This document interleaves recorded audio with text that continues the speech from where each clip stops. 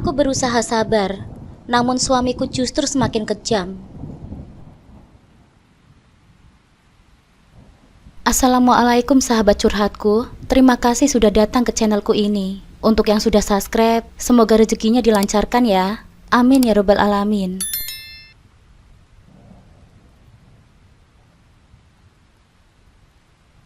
Masa muda selalu penuh dengan mimpi dan harapan besar, dan itulah yang aku rasakan saat pertama kali menginjakan kaki di dunia kerja.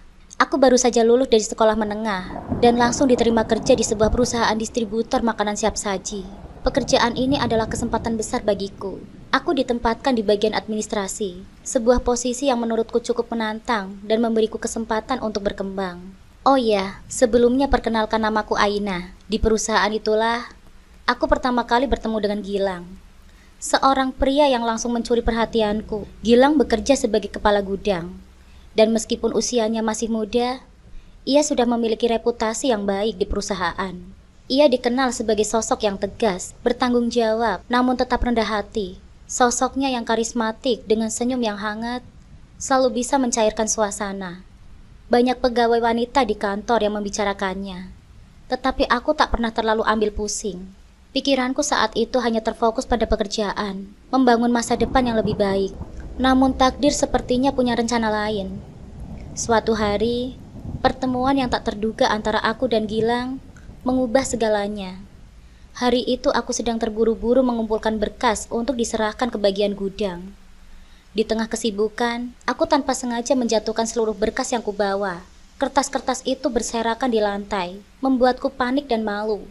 Saat aku sedang berusaha mengumpulkan kembali berkas-berkas tersebut, tiba-tiba sebuah tangan besar dan hangat ikut membantuku. "Biar aku bantu ya," suara itu terdengar lembut tapi jelas. Aku mendongak dan melihat Gilang, yang sudah berjongkok di hadapanku dengan senyum ramah. Seketika, rasa maluku semakin memuncak. Aku mencoba berbicara, tapi kata-kataku tersendat. "Terima kasih Pak Gilang. Maaf, saya tidak sengaja menjatuhkannya," jawabku dengan canggung. "Panggil saja Gilang, gak usah formal, santai saja. Ini kertasnya banyak juga ya, sepertinya penting semua," katanya sambil menepuk berkas-berkas dengan teratur. Aku tersenyum kecil. "Iya, ini laporan stok barang untuk minggu ini, harus segera diserahkan sebelum sore." Gilang membantu mengumpulkan semua berkas itu dengan cepat dan memastikan tidak ada yang tertinggal. Saat kami berdiri dan saling berhadapan, aku merasakan ada sesuatu yang berbeda. Matanya nampak dalam, seolah-olah ada kehangatan yang tersembunyi di balik tatapannya. Entah bagaimana, di momen sederhana itu, aku merasa ada sebuah ikatan yang tak kasat mata yang mulai terbentuk di antara kami. Setelah hari itu, interaksi kami menjadi lebih sering.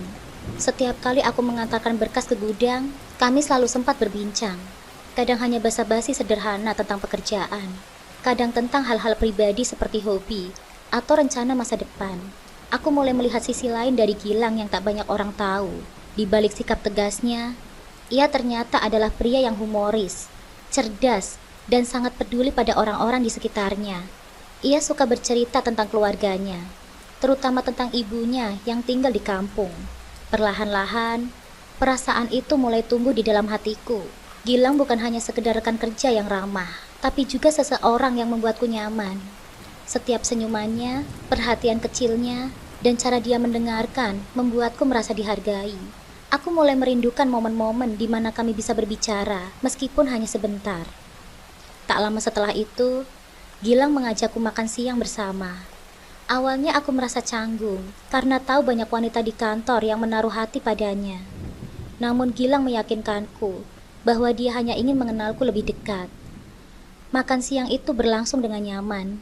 Kami saling berbagi cerita, tertawa bersama, dan tanpa sadar mulai terbuka satu sama lain. Waktu berjalan dengan cepat, dan dalam 4 bulan, hubungan kami semakin serius. Perasaan cinta yang awalnya hanya bersemi dalam diam, kini tumbuh semakin kuat. Gilang pun tak pernah ragu menunjukkan perhatiannya kepadaku, bahkan di hadapan teman-teman kantor. Tak jarang, aku menerima sindiran dan godaan dari rekan kerja yang menyadari kedekatan kami. Tapi bagiku, itu semua hanyalah hal kecil dibandingkan kebahagiaan yang kurasakan. Hingga suatu sore, di saat aku sama sekali tak menduganya, Gilang datang ke rumahku bersama orang tuanya. Hatiku berdebar kencang saat melihat mereka berdiri di depan pintu dengan senyum lebar. Aku mengundang mereka masuk, namun rasa gugup tidak bisa aku sembunyikan. Di ruang tamu, Gilang dengan suara tegas namun penuh rasa cinta mengutarakan niatnya untuk melamarku di hadapan orang tuaku. Dia mengungkapkan bahwa dia telah lama meyakini aku sebagai perempuan yang tepat untuk menjadi pendamping hidupnya. Aku terdiam, meski hanya 4 bulan berpacaran. Aku tahu di dalam hatiku bahwa aku juga merasakan hal yang sama. Gilang adalah pria yang membuatku merasa dicintai, dihargai, dan diinginkan. Tanpa ragu, aku menerima lamarannya. Orang tuaku pun setuju. Mereka melihat Gilang sebagai pria yang baik dan bertanggung jawab. Tak lama setelah lamaran itu, persiapan pernikahan dimulai. Semuanya terasa begitu cepat. Namun pernikahan di usia muda memang memiliki keindahan tersendiri. Aku dan Gilang memang sengaja menikah di usia yang terbilang muda. Di saat sebagian besar teman-temanku masih sibuk mengejar karir dan mencari jati dirinya. Namun bagiku, menikah muda adalah keputusan yang terasa tepat. Cinta kami begitu besar, dan Gilang menunjukkan keseriusan yang tak bisa aku abaikan. Segalanya terasa berjalan cepat, dari lamaran hingga pernikahan. Semuanya disiapkan dengan kilat, namun tidak ada yang terasa tergesa-gesa. Justru segalanya berjalan begitu lancar, seolah semesta mendukung kebahagiaan kami. Pernikahan kami diadakan secara sederhana namun penuh makna. Kami memilih mengadakan pesta kecil yang hanya dihadiri oleh keluarga terdekat dan sahabat. Saat itu, aku mengenakan gaun putih yang sederhana, namun di mata Gilang, aku merasa seperti ratu. Senyum hangatnya dan cara dia menatapku membuat hatiku melayang. Hari itu adalah hari yang selalu kuimpikan, dan akhirnya aku menjadi istrinya, seseorang yang akan dibawa ke dalam kehidupannya. Usai pernikahan, kami menempati rumah dinas yang disediakan oleh perusahaan tempat Gilang bekerja. Rumah itu tidak besar, namun cukup nyaman untuk kami berdua. Halaman kecil di depannya dengan beberapa pot tanaman yang kususun sendiri memberikan kesan yang hangat pada tempat tinggal kami. Gilang sebagai kepala gudang mendapatkan fasilitas rumah ini sebagai bagian dari pekerjaannya. Dan aku merasa sangat beruntung bisa memiliki tempat yang akan menjadi awal dari keluarga kecil kami. Aku mulai membayangkan bagaimana nantinya kehidupan kami akan berkembang. Dari hanya 2 menjadi 3, bahkan mungkin lebih. Di rumah baru kami, hari-hari pertama pernikahan kami dipenuhi dengan tawa dan kebahagiaan. Setiap sudut rumah terasa seperti tempat baru untuk mengeksplorasi, menciptakan kenangan yang akan kami kenang selamanya. Aku memang sudah memutuskan untuk resign dari pekerjaan, dan sekarang hanya Gilang saja yang bekerja, dan aku fokus di rumah menjadi ibu rumah tangga. Kami sering menghabiskan waktu bersama di malam hari, setelah Gilang pulang bekerja, bercakap-cakap tentang rencana masa depan kami, impian kami, dan harapan yang kami miliki. Gilang selalu berkata bahwa dia ingin memberiku kehidupan yang bahagia, dan aku percaya itu. Cintanya begitu nyata, begitu tulus. Keluarga besar Gilang juga menerima kehadiranku dengan sangat hangat. Awalnya aku merasa canggung, mengingat aku datang dari latar belakang yang berbeda. Gilang berasal dari keluarga besar yang penuh tradisi, sementara keluargaku jauh lebih sederhana dan tak terlalu terikat dengan adat. Namun setiap kali aku mengunjungi keluarganya, mereka selalu menyambutku dengan senyum yang lebar dan perlakuan yang penuh kasih sayang. Terutama ibunya, selalu memperlakukanku seperti anak perempuan yang tak pernah dia miliki. Aku ingat bagaimana beliau dengan sabar mengajarkanku beberapa resep makanan khas keluarga mereka, yang pada awalnya terasa sulit, tapi lama-kelamaan menjadi bagian dari rutinitasku sehari-hari. "Bagaimana Aina? Kamu sudah bisa buat makanan kesukaan Gilang?" tanya ibu Gilang suatu sore saat kami berada di dapur bersama. Senyumnya lembut, tapi aku tahu ada keingintahuan yang tulus di matanya. Aku tersenyum dan mencoba menjawabnya dengan percaya diri. "Iya Bu, ini Aina juga sedang belajar Bu. Lagi pula, Gilang semua yang saya masak sejauh ini." Ibu Gilang tertawa pelan dan menepuk punggungku. "Tentu saja dia suka. Siapa yang tidak suka masakan istri tercintanya?" katanya dengan nada menggoda. Momen-momen seperti itu membuatku merasa semakin nyaman berada di lingkungan keluarganya. Aku merasa diterima sepenuhnya, dan itu memberiku kekuatan untuk menghadapi segala tantangan yang mungkin akan datang. Meski begitu, tak bisa dipungkiri bahwa pernikahan di usia muda memang membutuhkan banyak penyesuaian. Gilang dan aku masih dalam fase belajar untuk saling memahami, baik sebagai pasangan maupun sebagai individu yang sedang berkembang. Sebagai pasangan muda, kami kadang menghadapi perbedaan dalam cara pandang. Gilang yang terbiasa bekerja keras, kadang-kadang pulang dengan kelelahan. Dan di saat-saat itulah, suasana rumah menjadi agak tegang. Aku berusaha untuk memahaminya, tetapi di dalam hatiku ada keinginan untuk lebih banyak waktu bersamanya. Pada malam-malam tertentu, saat dia terlalu sibuk dengan pekerjaannya, aku akan duduk di ruang tamu sendirian, merindukan kebersamaan kami yang dulu terasa begitu dekat saat kami berpacaran. Tapi setiap kali aku mengutarakan keinginanku untuk lebih banyak waktu bersamanya, Gilang selalu berkata dengan lembut, "Ini semua untuk kita, sayang. Aku ingin memastikan masa depan kita terjamin." Aku mengangguk, meski kadang hatiku terasa sedikit berat. Aku tahu, Gilang berusaha yang terbaik, tapi ada saat-saat di mana aku berharap dia bisa sejenak berhenti dan menikmati momen-momen kecil bersama. Aku juga mencoba memahami tekanan yang dia rasakan sebagai kepala keluarga di usia muda, terutama dengan posisinya di perusahaan yang menuntut tanggung jawab besar. Namun terlepas dari itu semua, kehidupan pernikahan kami berjalan dengan cukup harmonis. Gilang tetap pria yang perhatian, dan dia selalu memastikan aku merasa nyaman di rumah. Kami sering berbagi tugas rumah tangga bersama. Meski kadang, dia terlihat canggung saat mencoba memasak atau membersihkan rumah. Namun di balik itu semua, aku bisa merasakan cinta dan keinginannya untuk selalu membuatku bahagia. Tak lama setelah pernikahan kami, kabar bahagia datang menghampiri. Aku akhirnya hamil, dan berita itu langsung membawa kebahagiaan luar biasa dalam kehidupan kami. Saat aku memberitahu Gilang, dia nampak lebih bahagia dari sebelumnya. Wajahnya yang biasanya tenang langsung berubah ceria. Dia merangkulku, menatap mataku dengan penuh cinta dan berkata, "Ini adalah hadiah yang terindah yang pernah aku terima. Terima kasih ya sayang." Kehamilan pertamaku terasa seperti anugerah yang mengikat cinta kami semakin erat. Hari-hari berjalan dengan penuh antusiasme. Gilang yang biasanya sibuk dengan pekerjaannya sebagai kepala gudang, mendadak lebih perhatian. Dia selalu memastikan bahwa aku cukup istirahat dan gizi yang baik. Kadang dia pulang lebih awal dari biasanya, membawa buah-buahan segar atau vitamin yang direkomendasikan dokter untuk ibu hamil. Pada malam hari sebelum tidur, dia seringkali mengelus perutku dengan penuh kasih, berbicara dengan bayi kami yang belum lahir, mengajaknya bercakap-cakap, seakan mereka sudah saling mengenal. "Aku yakin dia bisa mendengar suaraku," katanya suatu malam, sambil tersenyum penuh harap. Sikap Gilang sebagai suami yang penyayang membuatku semakin yakin bahwa dia juga akan menjadi seorang ayah yang baik. Kehamilanku berjalan dengan lancar, dan ketika tiba waktunya, lahirlah putri pertama kami, yang kami beri nama Hana.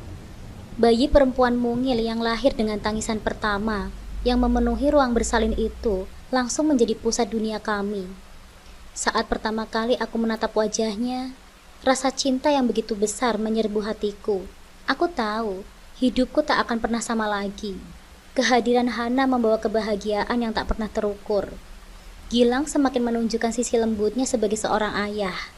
Setiap pulang kerja, hal pertama yang dilakukannya adalah menggendong Hana, mengajaknya berbicara, meski Hana hanya bisa merespon dengan tawa kecil atau isakan. Kadang-kadang, aku hanya duduk di sudut ruangan, menyaksikan interaksi mereka. Gilang selalu nampak begitu ceria dan penuh kasih sayang saat bersama Hana.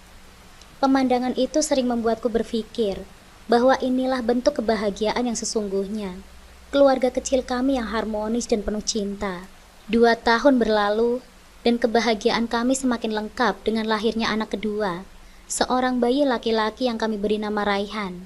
Meski proses kehamilan ini terasa sedikit lebih berat, terutama karena aku harus mengurus Hana yang masih kecil, Gilang selalu siap membantu. Kehidupan kami terasa lengkap dengan 2 orang anak yang mewarnai hari-hari kami. Setiap kali aku melihat wajah Hana dan Raihan, aku merasa bahwa aku telah diberkahi kehidupan yang sempurna. Tak ada hal lain yang aku inginkan selain menjaga keluarga kecil kami tetap bahagia dan utuh. Namun di balik semua kebahagiaan itu, Ada sesuatu yang perlahan-lahan mulai mengganggu pikiranku. Sejak aku hamil Rehan, aku mulai merasakan perubahan dalam sikap Gilang. Dia tidak lagi sehangat dulu, meski dia tetap menunjukkan perhatiannya kepada Hana dan Rehan. Ada jarak yang mulai tercipta di antara kami berdua. Dia sering pulang terlambat, kadang tanpa memberi kabar. Dan ketika kutanya, dia selalu berkata bahwa ada pekerjaan tambahan di gudang yang harus diselesaikan. Suatu hari, saat sedang berselancar di media sosial, aku tak sengaja melihat unggahan Gilang yang membuatku tertegun. Di dalam foto itu, dia terlihat sedang bersama seorang wanita, tersenyum lebar dengan posisi yang sangat akrab. Mereka terlihat sedang berada di suatu kafe.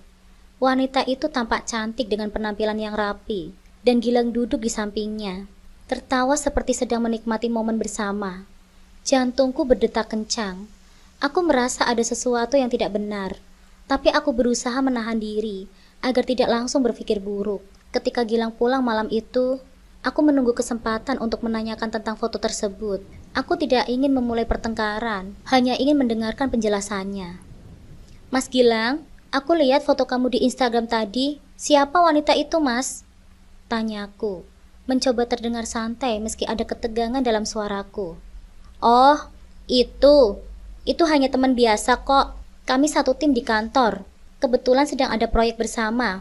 Jangan khawatir, dia hanya teman kerja, jawab Gilang sambil tersenyum kecil. Jawaban itu terdengar ringan, tapi entah kenapa ada perasaan tidak nyaman yang tersisa di hatiku. Semakin hari, semakin sering aku melihat unggahan-unggahan serupa. Setiap kali aku menanyakan hal tersebut, Gilang selalu memiliki jawaban yang sama. Dia hanya teman kerja. Awalnya, aku berusaha percaya.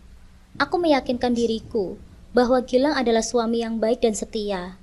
Namun firasatku sebagai seorang istri tak bisa sepenuhnya diabaikan. Setiap kali dia pulang larut malam, ada perasaan gelisah yang merayapi hatiku. Apalagi ketika aku melihat pesan-pesan dari beberapa wanita di ponselnya yang terdengar seperti lebih dari sekedar rekan kerja.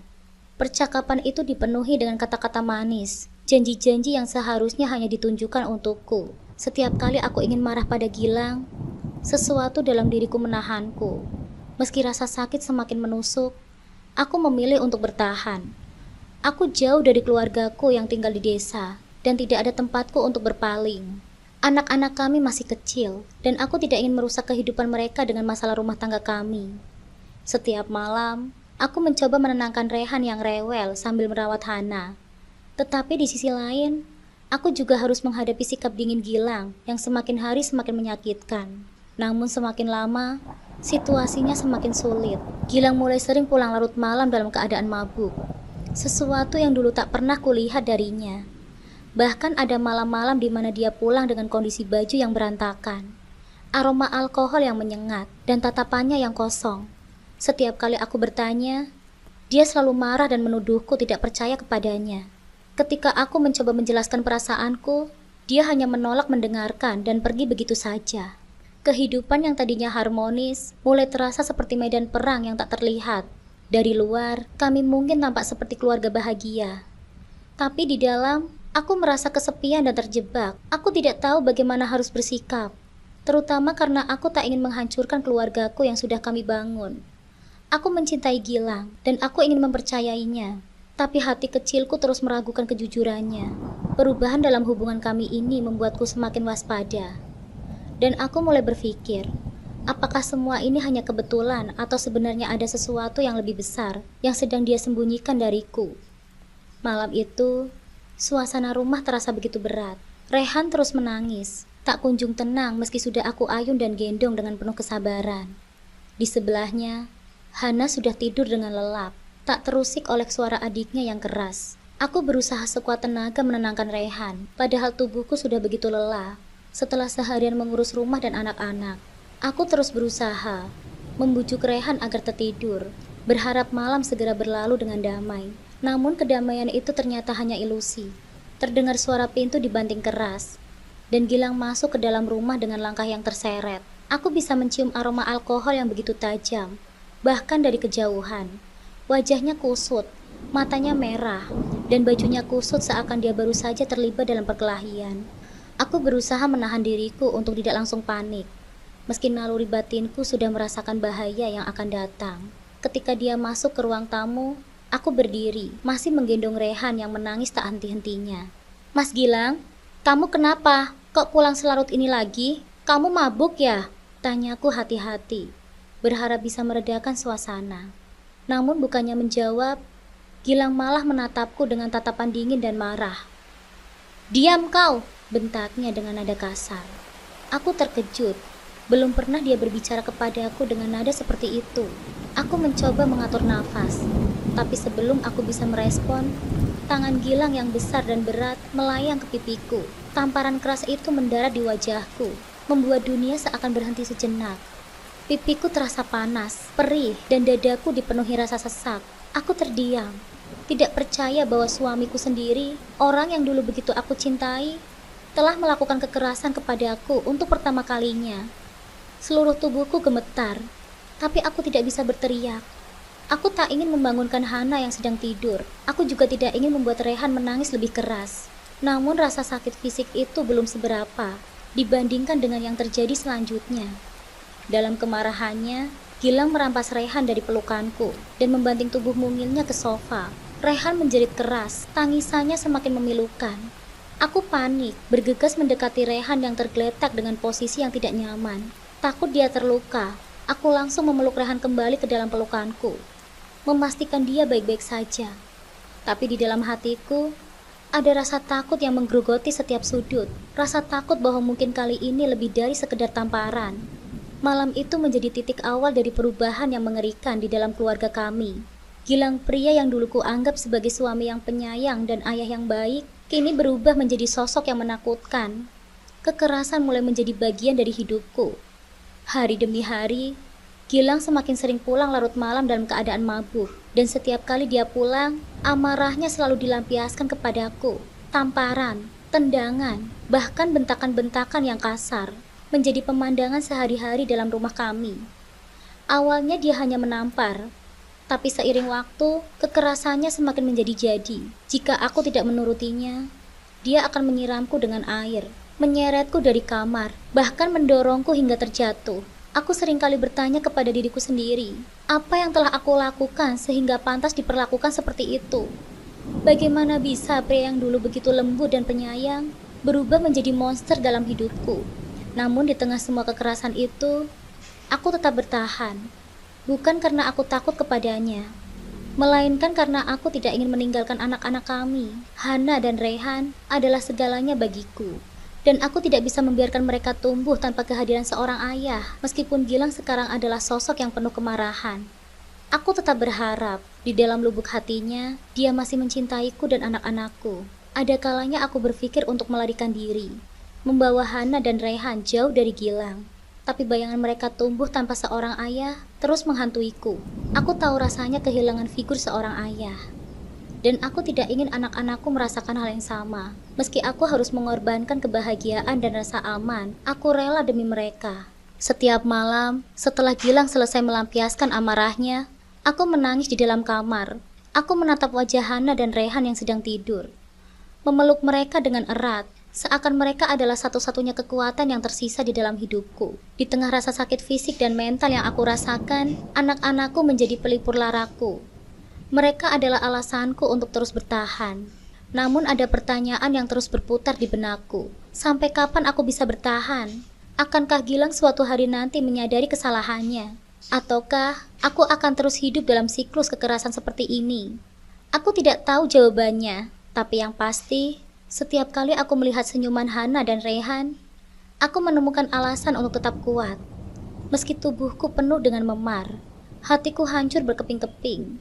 Aku tidak bisa membiarkan anak-anak kami tumbuh dalam kegelapan. Aku harus tetap bertahan, setidaknya demi mereka. Tapi meskipun begitu, di lubuk hatiku yang terdalam, aku tahu bahwa tidak ada kebahagiaan yang bisa tumbuh di atas dasar ketakutan dan kekerasan. Aku tahu aku harus melakukan sesuatu, bukan hanya untuk diriku sendiri, tetapi juga untuk anak-anakku yang berhak mendapatkan kehidupan yang lebih baik.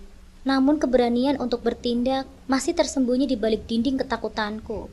Malam pertama kekerasan itu hanyalah awal dari kegelapan yang panjang, dan aku tidak tahu bagaimana caranya menemukan jalan keluar dari kegelapan itu. Namun ternyata kenyataan pahit itu belum cukup aku terima. Puncak dari segala penderitaanku terjadi ketika Gilang membawa seorang wanita asing ke dalam rumah kami. Wanita itu berdandan menor dan berpakaian sangat seksi. Aku tahu, wanita itu pasti adalah wanita bayaran. Gilang mengurungku di kamar, sementara dia dengan terang-terangan bermesraan di kamar lain. Aku mendengar tawa mereka, canda mesra yang dulu pernah kurasakan. Rasa sakit dan penghinaan menyusup ke seluruh tubuhku. Aku tidak bisa berdiam diri seperti ini. Setiap malam terasa seperti mimpi buruk yang tak pernah usai, dan aku tak tahu berapa lama lagi aku bisa menahan diriku dari kehancuran total. Tubuhku penuh dengan memar, jiwaku terkoyak, tapi aku sadar, jika aku terus pasrah, Gilang akan semakin merajalela. Demi Hana dan demi Rehan, aku harus bertindak, aku harus keluar dari neraka ini, meski resikonya sangat besar.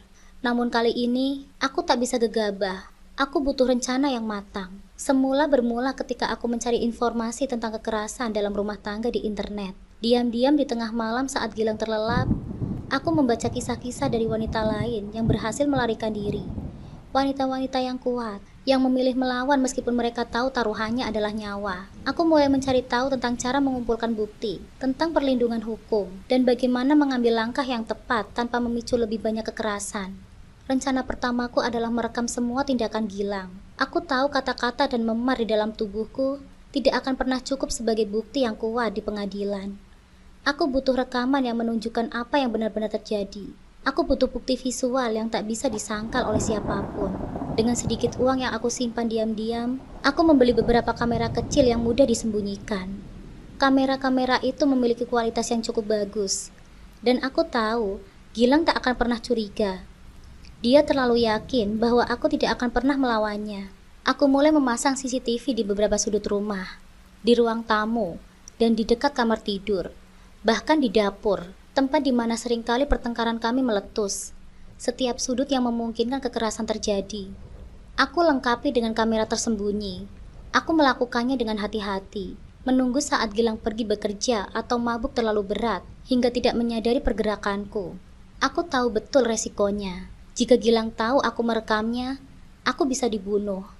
Tapi aku juga tahu, jika aku tidak melakukannya, aku akan mati secara perlahan dengan siklus kekerasan ini. Pilihanku sudah bulat. Malam itu ketika aku sudah siap secara mental, Gilang pulang dalam keadaan mabuk berat.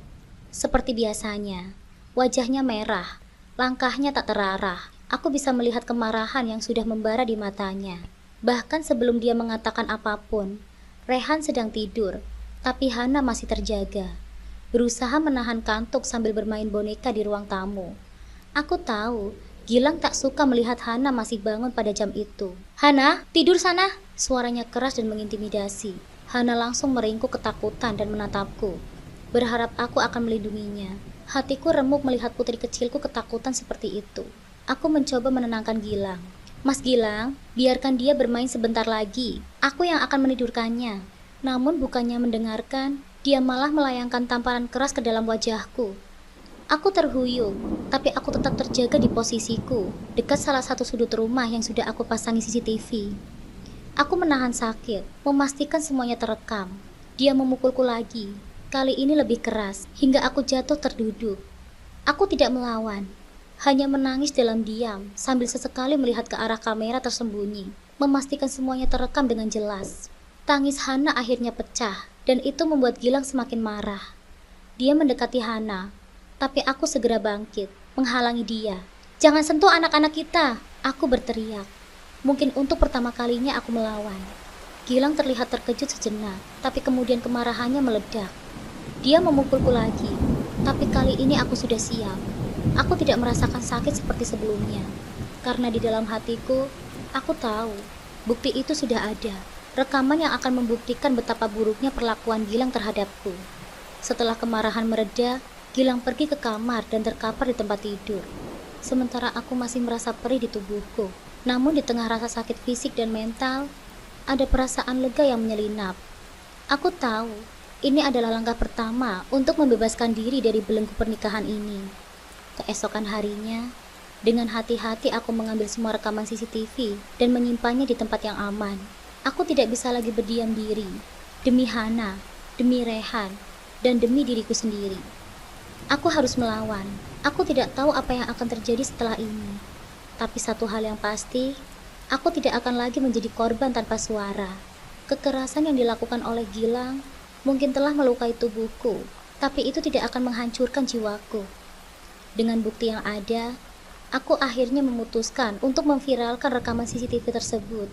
Aku tidak tahu harus meminta bantuan ke siapa lagi, tetapi aku yakin media sosial bisa menjadi jembatan untuk mendapatkan pertolongan.